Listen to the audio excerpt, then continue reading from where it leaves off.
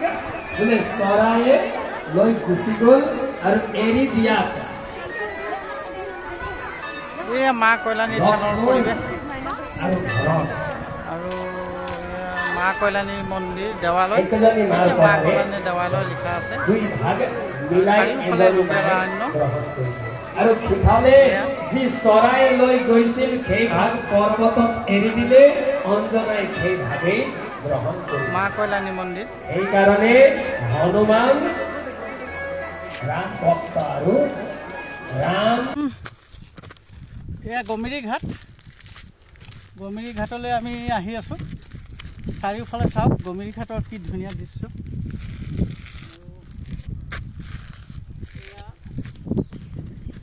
গমিৰি ঘাটৰ দৃশ্য ভাল লাগিছে এইটো গমিৰি ঘাট নেকি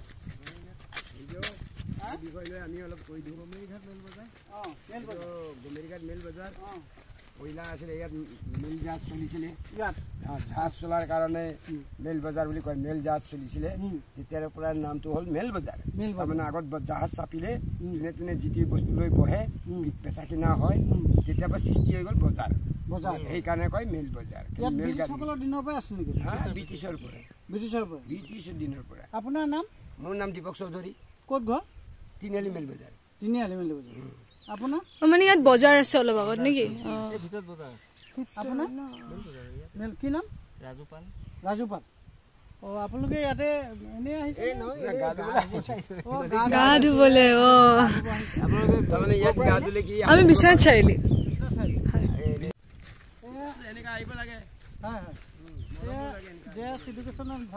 কি ধুনীয়া দৃশ্য আৰু অলপ পাছত গৈ আমি ব্ৰহ্মপুত্ৰৰ এই মেল বজাৰ গমিৰি ঘাট পামগৈ আৰু আপোনালোকে গোটেইখিনি পৰিৱেশ কৰক আৰু এইবিলাক ঠাই আপোনালোকে আহক আৰু বহুত ধুনীয়া কল্যাণী মন্দিৰৰ পৰা প্ৰায় মাত্ৰ 3 কিলোমিটাৰ দূৰত্বত এয়া গমিৰি ঘাট আৰু এই গমিৰি ঘাটতে ব্ৰিটিছ যুগৰ পৰা এইটো মেল বজাৰ আছে বুলি কৈছে আৰু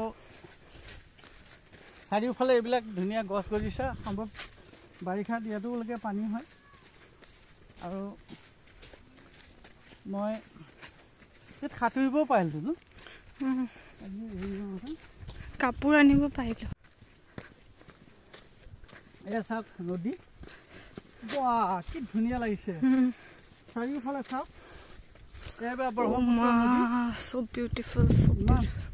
so beautiful চাওক আচলতে এনেকে জনাটো ইয়াত সাঁতুৰিলো বহুত ধুনীয়া বহুত ধুনীয়া লাগিছে এয়া চাওক চাৰিওফালে ব্ৰহ্মপুত্ৰ নদী কি ধুনীয়া নদী চাওক চাৰিওফালে চাওক এয়া নাৱৰীয়া নাও মাৰিবলৈ ধৰিছে চাৰিওফালে চাওক কি ধুনীয়া দৃশ্য আৰু মই এতিয়া ভাবিছিলোঁ এয়া নিশ্চয় সাঁতুৰিলোহেঁতেন সঁচাকৈ দূৰৈত চাওক কি ধুনীয়া বোলে তলে যাওক দূৰৈত কাজিৰঙা বোলে আমি নদীৰ তললৈ ব্ৰহ্মপুত্ৰৰ তললৈ গৈ আছোঁ আৰু ব্ৰহ্মপুত্ৰ নদীখনৰ তললৈ গৈ আছোঁ পানীৰ ফালে গৈ আছোঁ আৰু সঁচাকৈ গৈ বৰ ভাল লাগিছে এয়া ব্ৰহ্মপুত্ৰৰ গমিৰি ঘাটৰ একেবাৰে তললৈ গৈ আছোঁ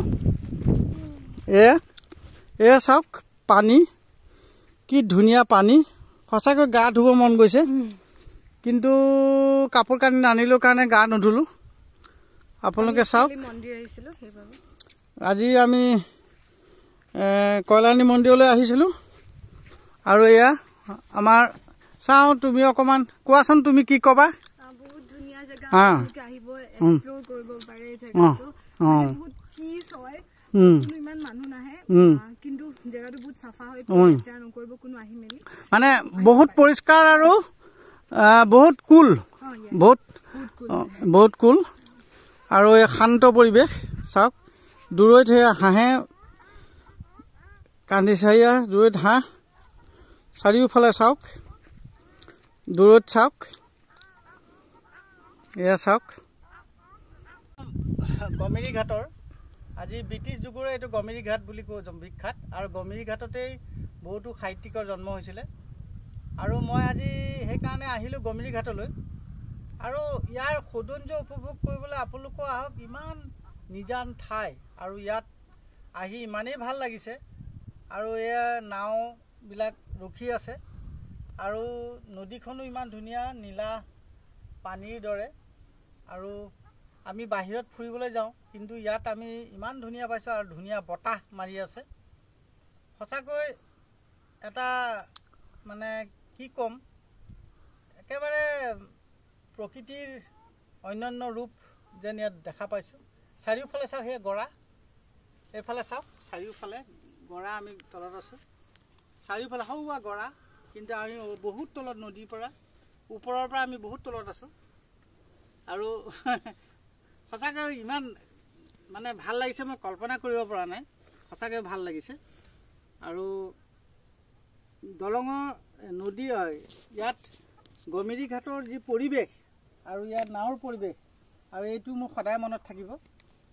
ইয়ালৈ আহি যেন আমি যেনেকৈ চহৰত থাকোঁ বা অন্য ঠাইত থাকোঁ, তাতকৈ এইবিলাকত মাজে সময়ে আহিলে মনটো সঁচাকৈ ভাল লাগে। বহুত চিন্তাত থাকোঁ আমি। কি ধুনীয়া।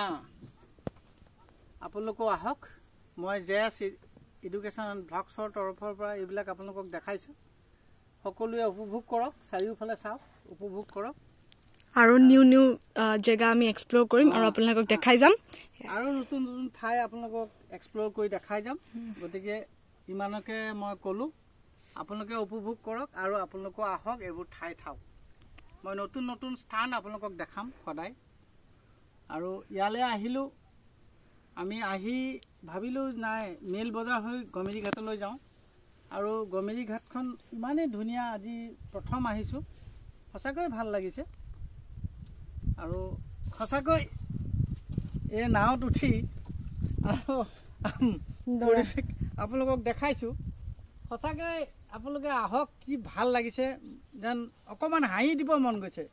ইমান মানে কি ক'ম, চিন্তাত থাকোঁ বা বিভিন্ন টেনশ্যনত থাকোঁ, তথাপিও এইবিলাকত আহি সঁচাকৈ ভাল লাগিছে। দূৰৈত সেইবিলাক পাতিহাঁহে নদীত গৈ আছে।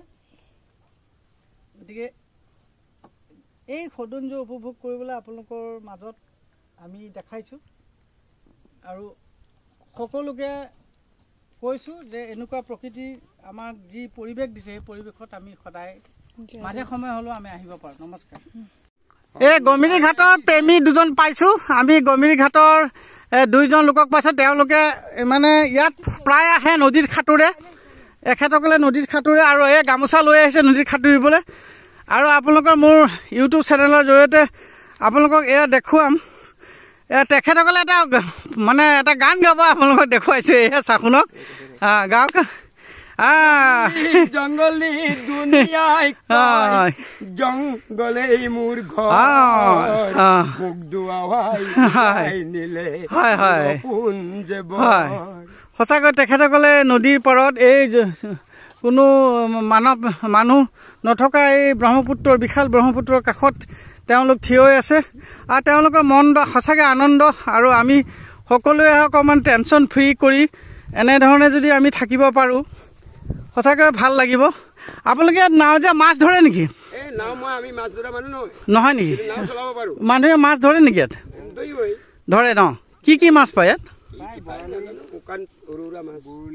বৰলীয়া মাছ পায় ন? ঠিকে আছে। আপোনালোকে এতিয়া নদীত সাঁতোৰক। ময়ো যদি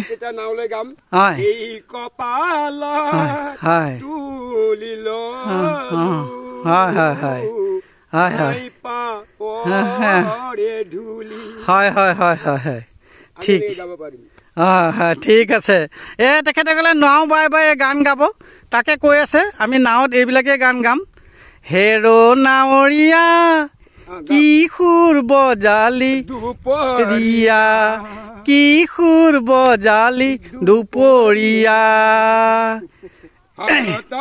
সন্ধিয়া জোনাক ৰাতি কৃষ্ণই বাহি বজাই মধ্যম ৰাতি, বাহিৰ মানিয়ে কাহৰে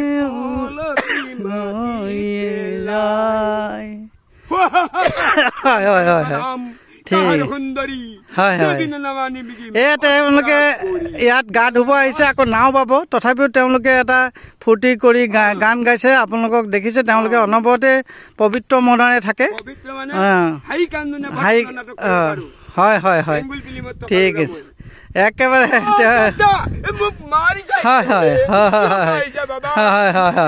হয় হয় হয়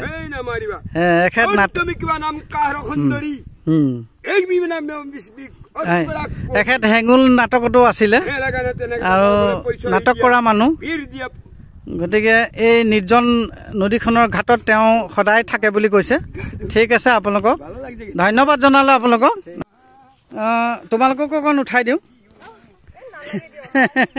নালাগে